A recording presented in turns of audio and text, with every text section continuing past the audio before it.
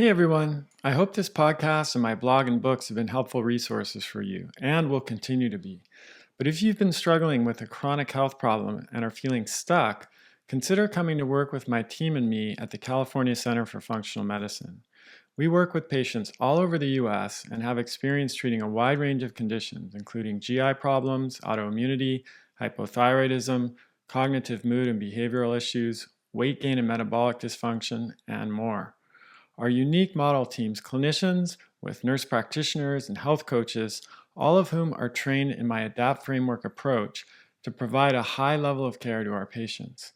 This means more support between appointments, personalized guidance on diet, lifestyle, and behavior change, a cutting-edge patient portal with 24/7 access to your labs and records, handouts and resources to guide your protocols, and a team of practitioners working together on your case. We're currently accepting new patients, so if you'd like to learn more, visit chriskresser.com/become-a-patient. Hey everyone, Chris Kresser here with a brief message before we begin the podcast. Imagine a career that draws on your passion for wellness and disease prevention, that harnesses your ability to support and connect with others, that helps you to develop as a person while you help others to do the same. What if you could earn a living while making an impact on thousands of people's lives and even on the future of healthcare? That'd be pretty great, right? Well, that job does exist. It's the job of a health coach, and I believe that health coaches will play a crucial role in the future of medicine, not only in the US, but around the world. 1 in 2 Americans now has a chronic disease, and 1 in 4 have multiple chronic diseases. Chronic disease is destroying our quality of life, shortening our lifespan, bankrupting governments, and threatening the health of future generations. And our medical model is not prepared to address it. Why? Because the only way to prevent or reverse chronic disease is by changing our diet, lifestyle, and behavior. And conventional medicine is simply not set up to do this. Bottom line, we need people who can provide this support to help people make the changes they need to make to save their lives. We need empathetic and compassionate people with a skill for connecting and a passion for change. And my job is to make sure they have all the training they need to do their job so well they will change the future of healthcare. A career as a health coach can be incredibly fulfilling both professionally and personally. It really could change your life, and it can also change the world. That's why I'm excited to announce that we're launching the ADAPT Health Coach Training Program. It's a 12-month, 100% online certification that will prepare you for a successful career as a health coach.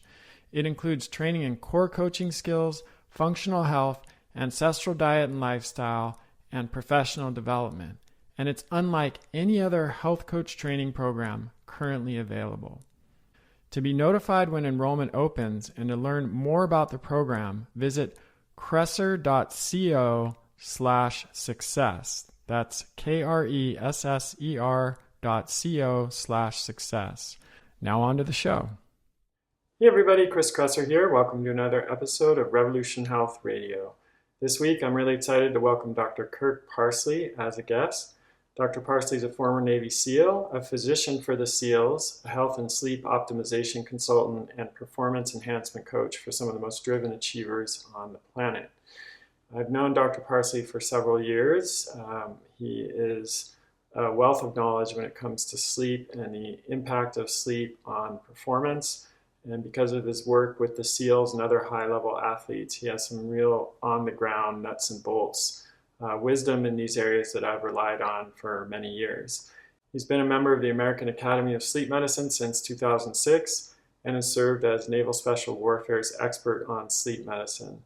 He's also certified in hormonal modulation and continues to consult for multiple corporations and professional athletes and teams. So I'm really looking forward to this conversation and I hope you enjoy it. Let's dive in. Dr. Kirk Parsley, pleasure to have you on the show. Thank you very much, Dr. Chris Kresser. So we have talked in the past a lot about sleep and performance, and I thought it would be good to revisit that. It's been a while. I had Matt Walker on the show a little while back, who I know you know. That's right. And he's a wealth of knowledge when it comes to the research and all the literature on sleep and performance. and just sleep and health in general. But I Right. thought it'd be fun for us to dive into a little bit more nuts and bolts on the ground, practical stuff, since Right.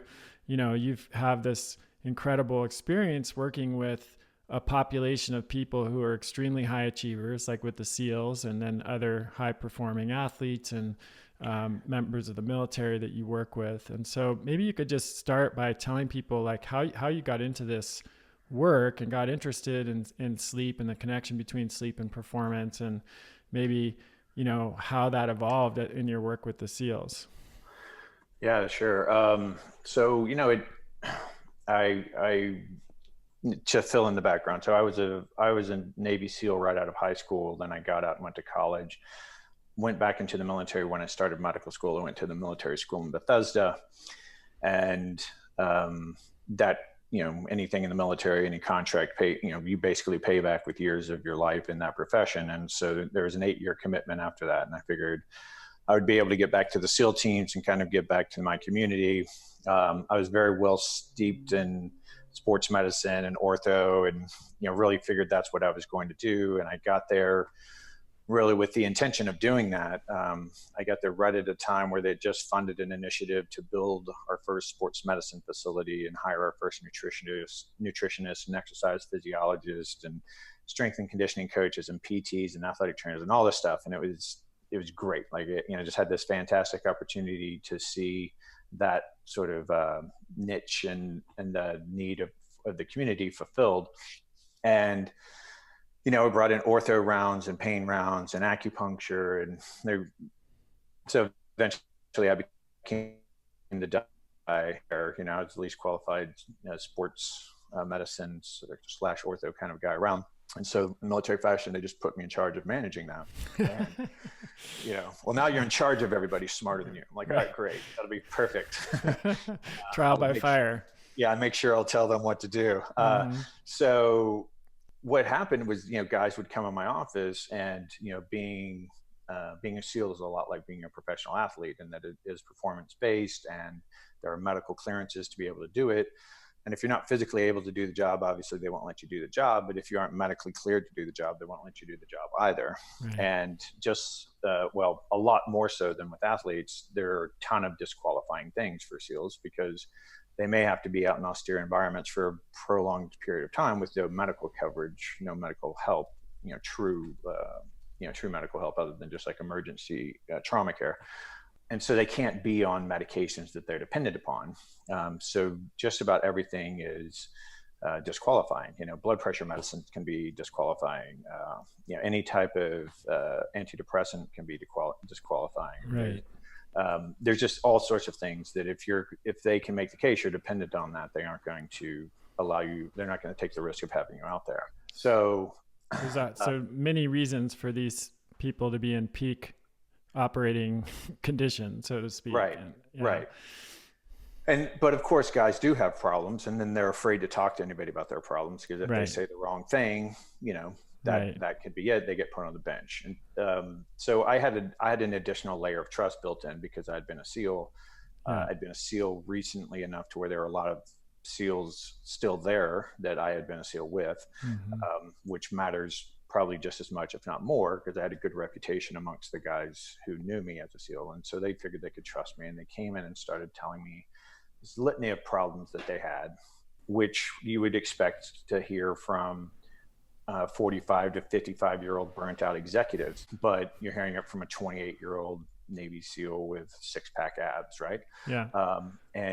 And they're complaining about just their motivation and their mood and lethargy and poor sleep quality, poor sex drive, poor mood control, poor attention, poor cognitive function, poor memory, just shifts in body composition, just despite the fact that they were, these guys are the ones who introduced me to Rob Wolf. Like, I didn't even know about, podcast and all that stuff. And these guys were, had Rob's podcast memorized and were doing, paleo down to the nth degree. And so of course I didn't have the slightest idea what was going on with them. And I'm like, this was 2009. I'm like, well, 8 years of combat, maybe this is like what they called shell shock in past wars, or maybe it's adrenal fatigue or PTSD or who knows what. So being a Western trained guy, I just started looking for answers actually with guys like you and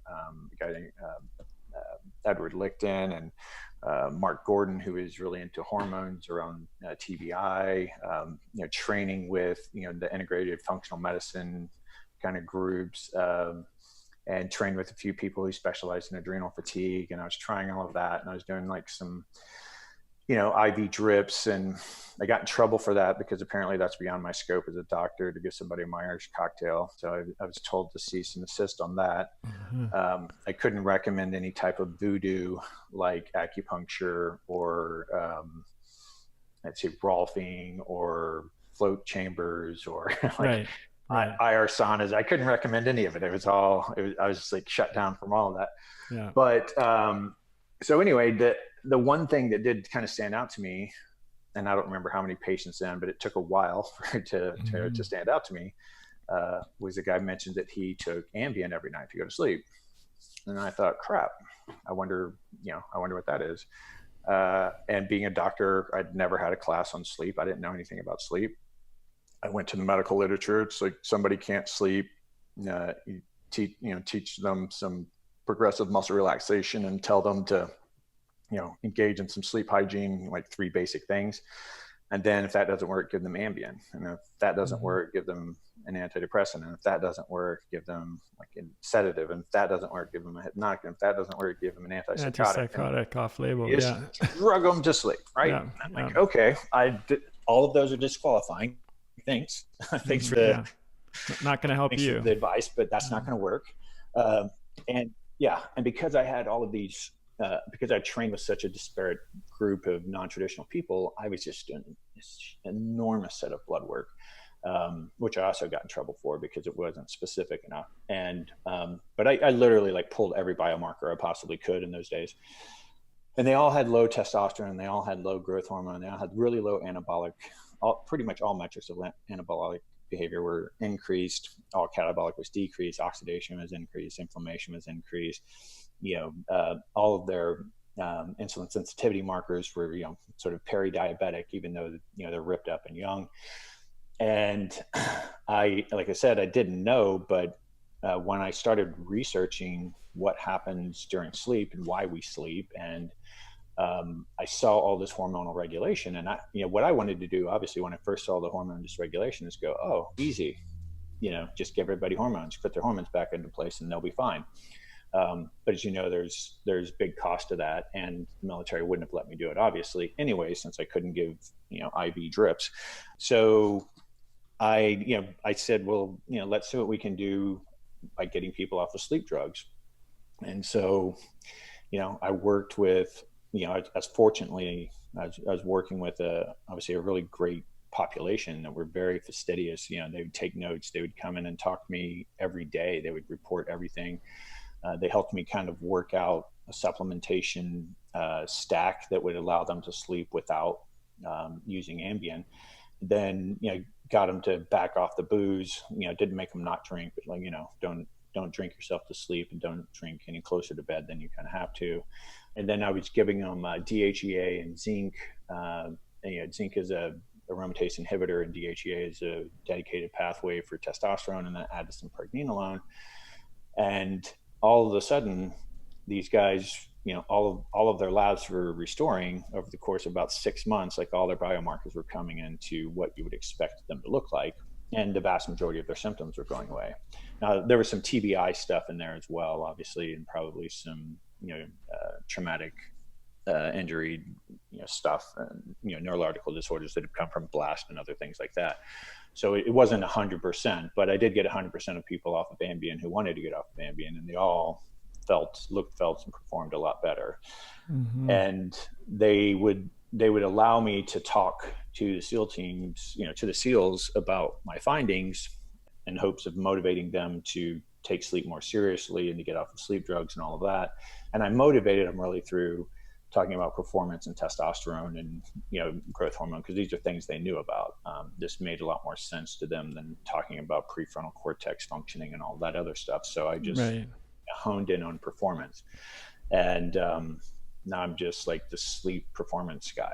Like it just, Mm-hmm. I'm painted with that brush. 10 years later, that's who I am. So Not a bad guy to be, given that that is a absolutely critical and often underappreciated lever for yeah, performance. And yeah, now you're starting to see articles about the importance of sleep for NFL athletes and NBA athletes, and I think the message is getting out there. It's interesting.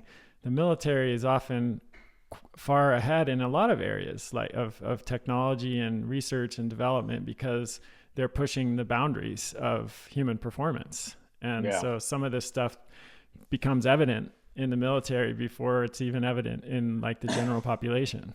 Well, it's a really good research pool, because you have, you have a generalizable audience, right? Because they're very self-selected and very similar. So what works for one of them is very, very likely to work for another one of them. And they're very dedicated to being the best in the world at what they do, probably to a slightly dysfunctional level. And so they're willing to do anything that they recommend, that somebody they trust recommends, and they're willing to experiment. And so in that respect, it's a great research population, sort of clinical research. And they've come over, and HRC came over to the SEAL teams and validated a lot of what I had said, and did official trials with IRBs and all this stuff. But the military itself is a really stagnant organization, really ensconced in tradition and the status quo. And it's really hard to make changes. So, I mean, I ruffled feathers with doing everything that I did, and now that I've left, all of the work that I did, well, not all of it, but I'd say 50% of it, maybe 70% of it, is all gone. And so, people who used to be SEALs, and even some guys who still are SEALs, they still reach out to me for help all the time, because they can't get that. And fortunately, I know several doctors who treat those guys now, and I get into their areas and kind of help still. But the organization itself never, the Navy SEALs embraced me, but the Bureau of Medicine would have had to embrace what I was doing and kind of make Right. big policy changes, which is probably never going to happen. Yeah, I see this I have a lot of patients who are military or ex-military, and in their interactions with the VA, once they're out, are pretty horrific. Yeah, they are horrific. They're literally just that. Yeah. Yeah, I have VA access because I've been out since 2013. I've still never set up an account or like went and checked in to become a patient or anything, just because that would be a last resort for me. Like I'd have to be broke, Right. broken, and just on death's door before, that would have to I'd be like homeless or something. Which is horrible, right? Yeah, I mean, these are people who've dedicated their lives to serving the country, and then they can't get the medical care that they need. It's really, inexcusable that we're in the situation that we're in there. So let's talk a little bit about the work you did with them. I know you did a lot of experimentation in terms of what would work and what wouldn't work in terms of improving their sleep. What were the things that moved the needle the most? Well, so when I first started doing research, I think Rob was already talking about it. Maybe it came from him. I can't remember the first source I found on it, but I found, some, I don't know if it's research or just guidance, opinion, whatever, about vitamin D3's association with insomnia. And I thought, oh man, that's obviously it, right? Because my guys work at night and sleep during the day. And if they do go out in the day, they're always covered from head to toe in camouflage. And I looked through all of their labs, and I'd pulled labs on hundreds of people at this point, and I'd checked vitamin D3, and they were all low, they're all deficient. And I'm like, that's it, man. I'm going to give them all 8,000 IUs of vitamin D3 every day, and I'm the smartest guy ever. I solved it. And didn't quite turn out to be the magical elixir, but it was helpful. So I'd do some more research, and I found out about, I found that magnesium was a cofactor for all of vitamin D3 reactions. I'm like, oh, okay, so let's add magnesium. I don't know if Natural Calm wasn't out or if I just wasn't aware of Natural Calm. I think I started with milk with magnesia, which was disgusting, but then eventually moved over to Natural Calm, which was slightly less disgusting. And then of course, the common idea of using melatonin, and we danced around with that a little bit. I didn't find that to be super helpful, probably of everything that tended to be the least helpful one. That's really interesting, right? Because that's often the first thing that people think of. Right. So why do you think that is? Well, I think that the literature out on it was really inadequate at that time, and we were using way too much. So even if it wasn't enough melatonin to really whack somebody and change their neurophysiology enough to get them really sleepy, it usually went away pretty quickly. And with any sustained use for probably 6 weeks or something, you'd have such a downregulation of receptors that it became, even though you're giving them 500% or actually probably 500 times the physiological need of their brain, it's all going in super concentrated, coming out really quickly, downregulating receptors, and it quits working really rapidly. And if you back the dosage down, then you might get it to work a little. You might be able to get it to work for a more sustained number of weeks. But the other thing that I found with it is that it was much better at initiating sleep than maintaining sleep. And all the SEALs were already pretty good at going to sleep. It was staying asleep that was their problem. Right. And I think that the reason for that is, even if you take 1 milligram, right? I mean, your brain only makes like 5 micrograms from sundown until sunup. So if you give somebody 1 milligram and half of that gets in their brain, it all gets in there in like within 30 minutes to an hour, and then it all starts going away. And so it just doesn't simulate neurophysiology in the right ways. And the other thing is, you have to remember that all of my guys had multiple TBIs. I mean, they all have hundreds, if not thousands, of TBIs. Right. And these are, I forget what the distinction, how they determine distinction, but most of these aren't impact, right? So they're not like, it's not a conduction TBI. That's not the right word, but there's a distinction for when it's coming from a blast wave. It's still a TBI, but it damages the brain in a slightly different way. But these are the ones they have thousands of. Their reason for not being able to sleep had a lot to do with inflammation of the brain and disruptions in neurophysiology. And so the key was really not to try to throw like one physiologic trick in there and say, hey, let's dump a bunch of melatonin in there and initiate all the pathways, and then everything will be fine. It didn't turn out to be that way, because they were deficient in things. And so I supported the melatonin production pathway by giving them L-tryptophan and 5-hydroxytryptophan, which are both precursors to melatonin. Those actually, with the help of vitamin D3 and magnesium, become serotonin, and then serotonin can become melatonin. And if you're really deficient on melatonin and your brain's trying to keep, shifting the physiological pathways of your brain, you'll strip serotonin out. And when you strip out serotonin, then you have most likely to have depressive symptoms. But serotonin is also an alert promoting neurotransmitter during the day. And so if you're low in that, your affect, your mood, your attention, learning, and all that stuff goes down as well. And then of course, one of the pathways of, so melatonin sort of, the way we evolved when the sun went down, this cascade of events happened in your brain, which led to the pineal gland secreting melatonin. And then that was sort of the initiation of a bunch of changes in the brain's physiology. And when the brain's physiology changes, you start losing awareness of your environment, which is really kind of the definition of being asleep, is not being awake. It's actually the best definition. And all it means is that your brain has dissociated from your environment. And so that's what we can observe as far as being asleep. And that's what sleep drugs do. But what you find when you use sleep drugs is that although it dissociates you from your environment, it doesn't necessarily lead to the normal stages of sleep and the normal sleep architecture that we find when we do polysomnographies, right? And so, but one of the things that does happen after the melatonin secretes it, I mean, it really changes, probably 300 to 400 different concentrations of neuropeptides and neurohormones and neuromodulators once melatonin starts. And one of the big things is GABA, and GABA is what slows down your neocortex, or your neocortex, and makes you become less aware of your environment. So that's just a very long-winded way of saying I put all of that in there because it was just the shotgun approach. Like, everything I learned, I just kept adding, and I just kept adding, and I just kept adding.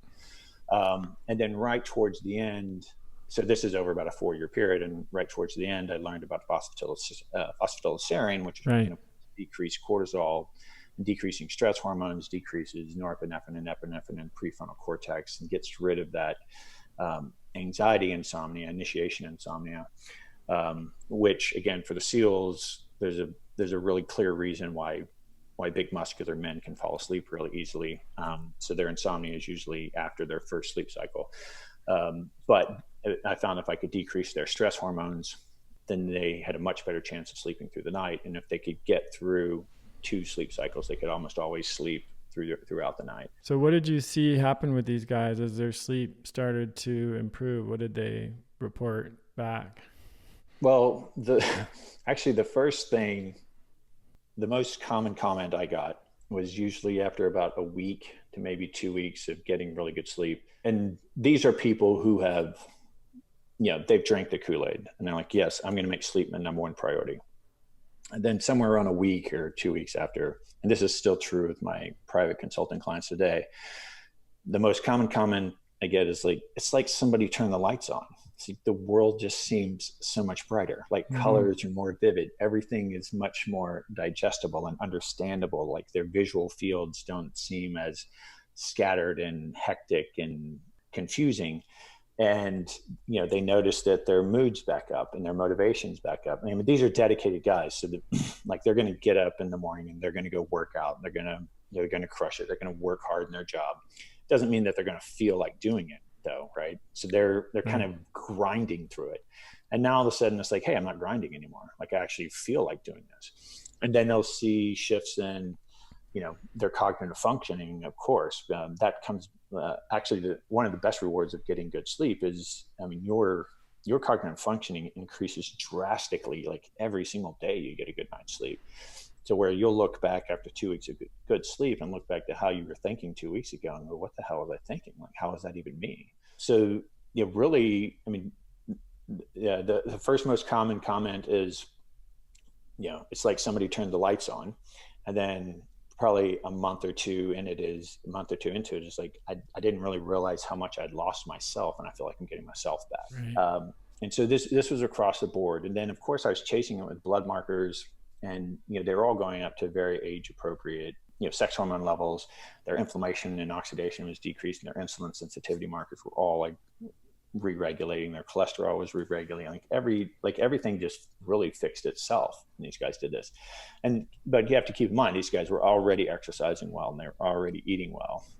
And they're serious about their performance. So, if your life's a mess and all you do is start sleeping, that's definitely the easiest and best lever to pull. It's going to have the effect across the most variable ranges in your health span. But it's not the magical elixir. You still have to do the other components of being a healthy human being. Yeah. But it's often, in my experience, one of the things that's hardest to get people to shift, like outside of the military, where you don't have that as high a level of motivation for, right, to maintain performance, and you don't have the restrictions for drugs where, people can't take those medications because they'll get kicked, they'll lose their job, right, essentially. Most of my patients are pretty high, and my patients, as I know yours are, they're way more motivated than even the general population. Right, they have right, to be to work with us. Right. And yet it's much easier for most of them to like make changes to their diet, or, even change their physical fitness routine and maybe take supplements and things like that than it is for them to address sleep. And I know you talk about that a lot too. So Yeah, I mean that still blows my mind. I mean, to this day, that's still the most challenging thing I do with people, Yeah. which I just don't understand. I mean, I am best known for sleep, and most people who, like, I've never advertised or anything. Clients all come to me word of mouth, or they hear Yeah. me on podcast or see me present or something, and I'm like 90% of the time, or 80% of the time, I'm presenting on sleep. And so I'm well known as this sort of sleep zealot. And even my application process to become a client talks about sleep ad nauseum. It's like a 9-page application that says sleep 1,000 times in it. And I start working with them, and it's still the one that they struggle with. It's still the one I get kickback on them. I could tell these people, they have to spend 3 hours a day learning how to ride a unicycle, and they would do it. Right. But if I tell them they need to sleep 8 hours a night, they kick back like, whoa, I don't have time for that. Yeah, I was talking to Matt Walker about this too. The thing that's deceptive is time in bed is not necessary. It's not time sleeping, right? Right. Nobody has 100% sleep efficiency. So right. when I tell someone you got to sleep for 7.5 to 8 hours, and I say, oh, by the way, that means generally for most people, at least 8.5 hours in bed, if not 9, they look at me like I'm nuts. Right. Like, how am I going to find 9 hours to be in bed? Yeah. And the reality is that for most people that is difficult. And it's just because as a society, we have moved, we've adjusted our priorities and our schedules, and everybody talks about entrepreneurs, but just all humans are kind of the same way, is that they just keep cramming more and more into their life until, trying to find some sort of fullness. And, we now have largely almost, the common sort of family unit now is a two income household. So both parents working, and, kids don't just like walk to school and then walk home from school now. It's like everybody drives their kids to school. There's hardly any busing anymore. All the kids' extracurricular activities are spread out all over hell's creation. Everybody's trying to use, their wealth to provide a better life for their kids and give them more opportunities. If they don't have kids, they're trying to, go find personal growth opportunities or professional growth, opportunities for themselves or their, romantic relationships, whatever. But we just, like, the cadence for which we live life, what we consider normal, is pathological. And it doesn't give enough time for people to sleep, to get in bed for 9 hours a day. Unless people really, and what usually motivates people is that they feel like they're broken and they're kind of willing to try anything. Right. And so it's kind of an act of desperation to do the most obvious thing that, had it never been removed, you wouldn't have probably 70% of the problems you have. Yeah. It's really backwards. It's unfortunate. Yeah. Yeah, and it's a systemic problem, as you pointed out, because if you have two earner family, let's say you've got a few kids, so everyone's getting home from work, and you got to get dinner on the table, and then after the kids, you're putting 3 kids to bed if they're young kids, and then then when is the time where you check your email and just do the few personal things that you need to do? If you're in that situation, it's really, really hard to do it. You sound like you speak from experience. No, I mean, to be honest, it's pretty easy for me. Maybe because we have one kid and I make my own schedule, and we're not in that situation, but I can definitely empathize with my patients who are in that situation. And I know enough people who are, that it's easy to understand. I think for me too, I'm one of those people that I don't have the option, I think some people are actually a little bit more resilient and able to persist with sleep deprivation and continue to function, even though as we both know, I think we've talked about this before, there's an measurable objective decline in performance that happens with sleep deprivation. But what happens that's interesting is subjectively people think they're performing at the same level. So it's super deceptive, right? They think they're doing fine, but they're not. But for me, it's not even just subjectively, I know I'm not doing fine. If I start missing a lot of nights of sleep, I can't do it. So I've been forced into heavy discipline around sleep. Yeah. Well, I think I kind of found all of this out just soon enough to prevent a major crash in my life, Mm. because I was one of those people that just destroyed myself with sleep. I mean, I chose two professions that don't value sleep at all, right? Right. Yeah. And it's really just kind of a sign of weakness that you even need sleep. Yeah. And so, I went from being a SEAL to being a college student, trying to get into medical school, and I was working, and I had a kid while I was still in college. I was applying to medical schools, and I was in medical school, and I had a couple of kids, and trying to study an undigestible amount of information, still trying to work out because I thought it was smart. I should still go work out an hour every morning. So I was getting up at 3:30 to go to the gym to work out and be in the, so I could be up in the classroom by 5 and, sit in one room and study from 5 to 5 every day, and like drink a couple of little protein shakes as my only source of, and, come home, get kids dinner, play with them a little bit, give them their baths, read them stories, get them to bed, in hopes that I could get to bed by 9:30, which usually didn't happen. I usually got to bed around 10:30 or 11. So I just crushed myself for a long time. Mm-hmm. And then, obviously internship and the residency weren't a whole lot easier than that. But then I hit the SEAL teams, and when I started, it's good for the goose is good for the gander. So I'm like, hey, if this works for these guys, let me try it. And so I think I saved myself from really crashing, but I can look back at pictures of myself from 10 years ago, and I look older 10 years ago than I look now. I'm definitely more muscular and leaner and more athletic now than I was 10 years ago. But I had a pretty high base. And so it wasn't like anyone would have looked at me and said I was, I looked out of shape or weak, Right. or anything like that. But, for me, it was like really premature aging. And that's the other misnomer, is that because the behavior is so common in society, the sequelae from the behavior is so common, and we've really just kind of trained ourselves through observational bias to say, well, that's just normal aging. That's just the way it is. And the SEALs, in fact, used to say that to me when they'd come in my office, and they would complain about all their problems, about their memory deficits, and it taking them 5 times to leave their house before they could actually get to work, because they kept forgetting things and missing turns, on the same path they took every day. And then they would just say, but maybe I'm just getting old, doc, right? And I'd be like, you're 28. Like, you're 34, dude. It's over. Like, you just you might as well go out behind the berm and start your cig right now. Right. It's over, man. Like, why are you wasting any more time? Yeah.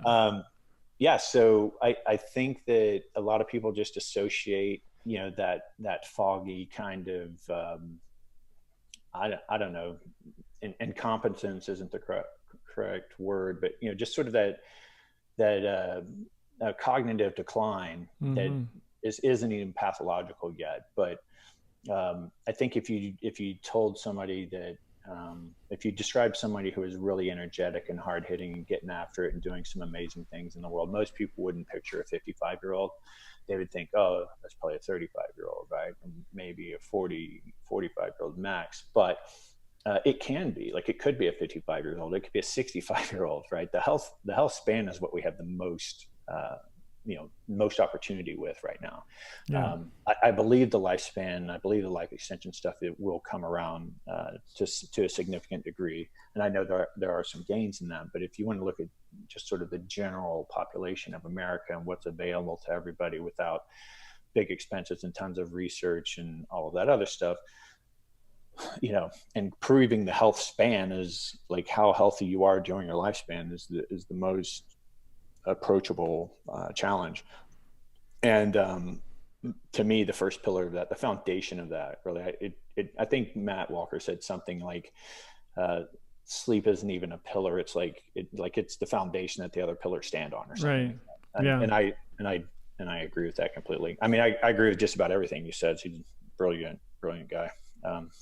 I wish his book would have been out 10 years ago when I first started this path. Right. It's like, it took me 10 years to figure out everything he wrote about, or, and then of course I still learned new stuff in there, but yeah.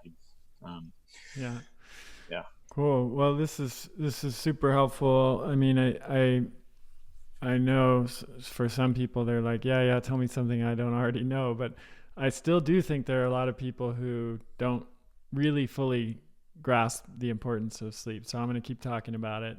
and, Yeah. and I Yeah. know you are too, because it's, eventually when it does sink in and click, it makes an enormous difference, and it can be the thing that really works where nothing else did. So Yeah. appreciate And the work you're doing in that regard.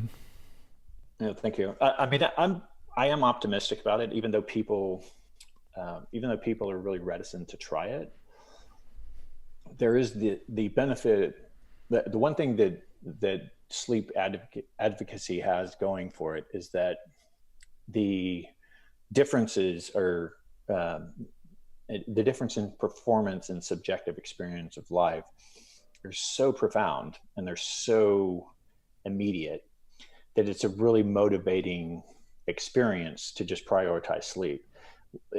So if you can get people over, if you can get over that tipping point, if you can get over that inertia resistance point and get them to actually prioritize sleep and try it, very, very, very rarely does anyone just not go, wow, this is, this is amazing. I can't believe I overlooked this. And that doesn't mean they won't fall off the wagon here and there, or whatever. I mean, obviously, like, we all do the same with nutrition, whatever, but things like fitness and nutrition, I find, you're waiting 30, 60, 90 days to really kind of look in the mirror, and say, wow, I really look, feel, and perform better or something.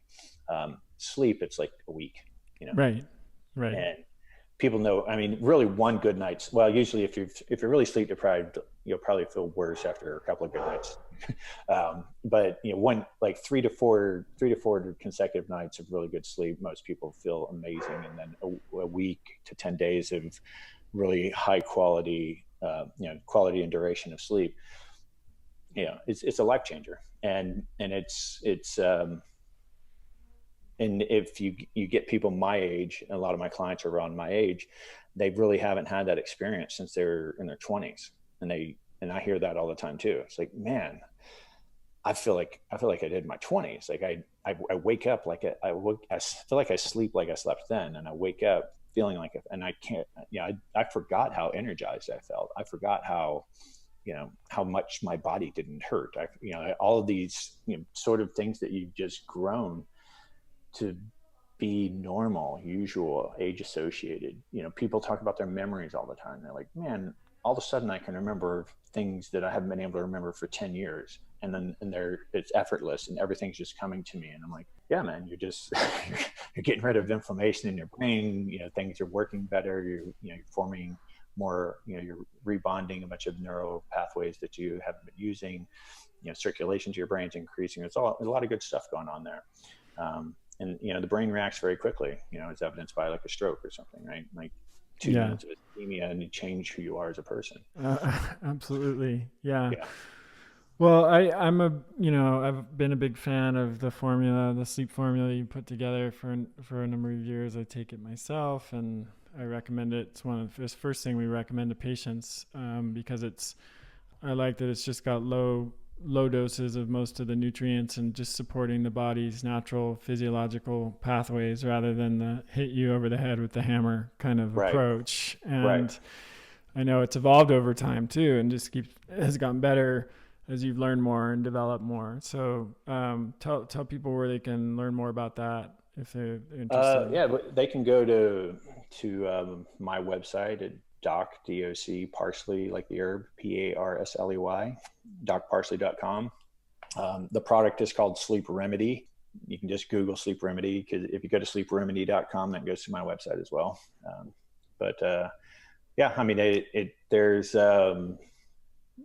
my TED Talks and blogs and podcasts and all that stuff. If people want to go there just to try to get motivated to sleep, go there for that. If you want to try the product out, go there for that as well. Yeah, and it's nice powder. It's a little powder you mix with some hot water. I think there's a good what do we call it? An entrainment effect that happens with that too, where you just start to associate that flavor with sleep and sleep onset. There's some interesting research about that. Yeah, and that was sort of the intention behind it, was to create a bit of a ritual around sleep. We all know that, we all remember being children, having children. There's a prolonged period of getting a kid ready to go to bed. Just pick them up from playing with their toys and put them in bed and turn the light off, right? But we think for some reason we can do that as adults, and it's just not true.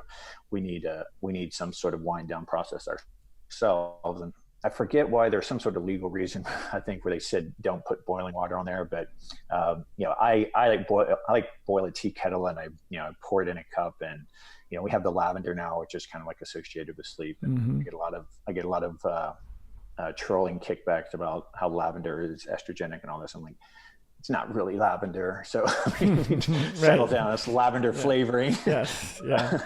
And then we still have the apple cinnamon, but those, like you mix that up and, dissolve them in water, and you kind of sip it and, dim the lights down, and you're at least giving some thought to going to sleep, rather than just hopping in bed, popping some pills and laying down and go, why am I not asleep yet? It's been 5 minutes. And so that was a big reason for it. But, the Whole 30 audience and some other folks, they were anti-flavorings and xylitol and like whatever.